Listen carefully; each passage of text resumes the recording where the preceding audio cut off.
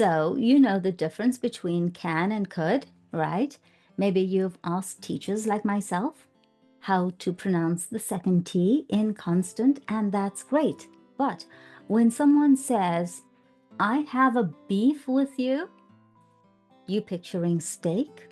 Ooh, and then you realize that the textbook barely scratches the surface.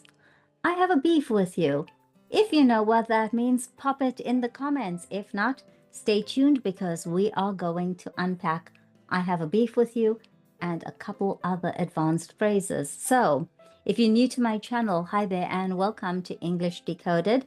I'm Nas. English Decoded, where it gets real, where it's raw, and where it's advanced. And sometimes, yeah, it's a bit controversial because we deal with trending topics.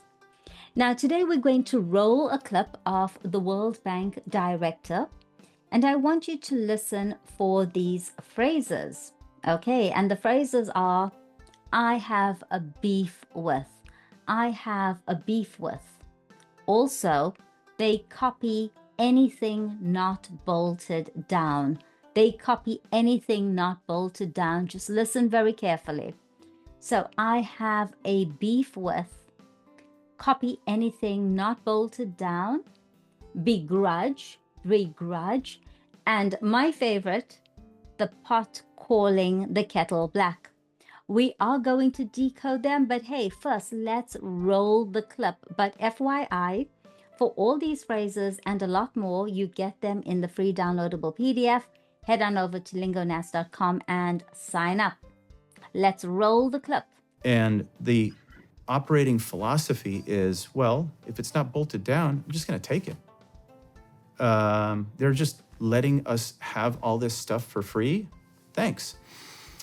But there's something more fundamental, and that is what happened in China after Chairman Mao took over is they had this thing called the Great Leap Forward, and then they had the Cultural Revolution, and they eradicated any semblance of morality from society. And so they replaced Mao's little red book, which was their religion at the time, with success, power, success, and the new little g gods became Ferragamo and Gucci and LVMH and success and Harvard. And when you're untethered from any sort of moral core, you'll do anything to become successful, powerful. And you have 1.4 billion or whatever, 1.4 billion people who are just out for bear, looking to make it. And I don't begrudge them because they're hardworking, very hardworking, and intelligent people. But the beef I have is when you don't have a moral core, you'll do anything. I'd love to know your thoughts on that clip. It's time to decode the English, and the first phrase was have a beef with. It's a powerful phrase. Have a beef with. It means you've got a problem with someone. You're kind of holding resentment. Have a beef with. This phrase, have a beef with someone, it's been around since the 1800s when American slang used beef to mean a complaint or a dispute. So he said, I have a beef with China. He could have also said, I've got an issue with China. Or another idiom. Oh gosh, we're replacing advanced with advanced. Okay. I've got a bone to pick with. I've got a bone to pick with. It's the same as saying I've got a problem with. I've got a bone to pick with someone. I've got a beef with someone. Same. Yeah. And he also said, I don't begrudge China their success. But I watched that clip and he clearly does. So what does he mean when he says begrudge? Begrudge means to resent. So when he says, I don't begrudge China their success, what he means is I don't resent their success.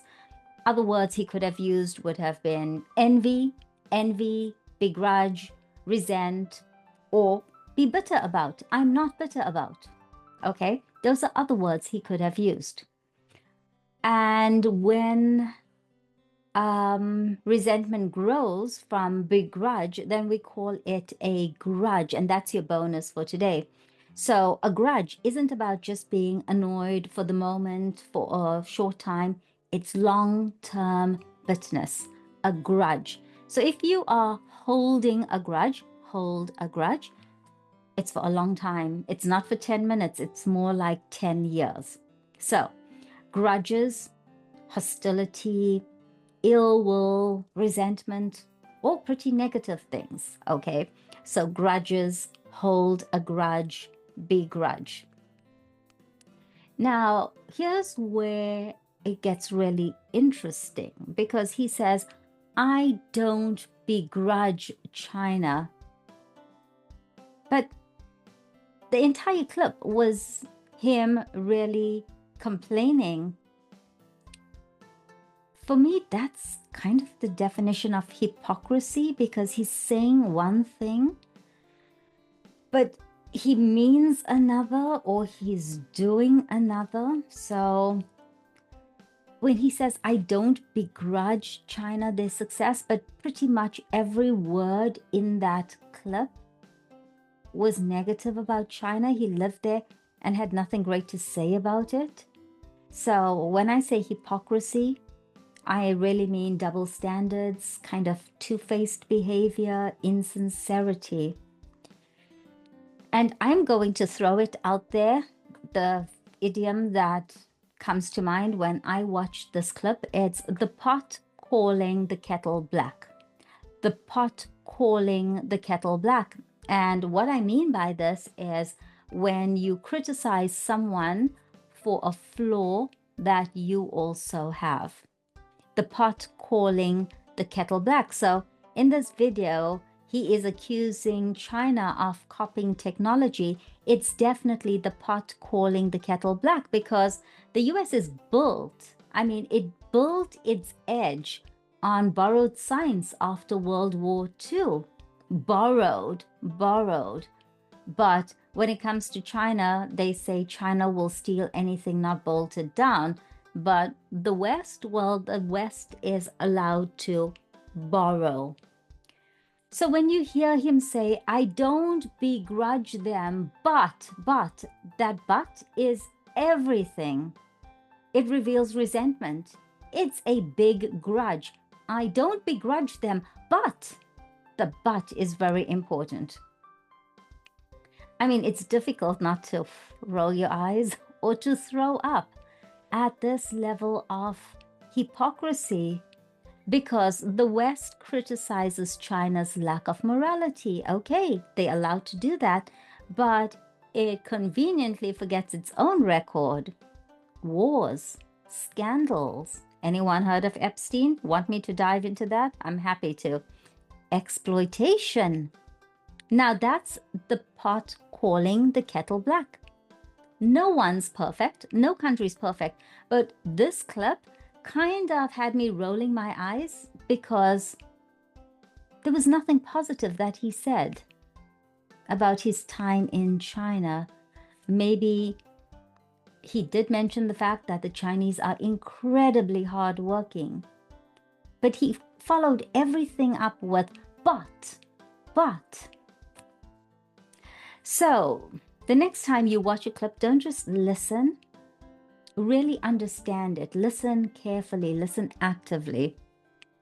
And in this video, when he says, I don't begrudge China, was he being generous?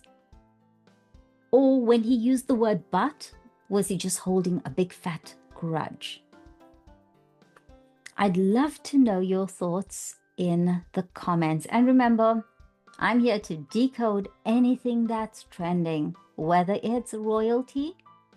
They make some pretty good content. Macron, oh, you are a man, you were born a man, you'll die a man. Okay. Trump, we just decode it here.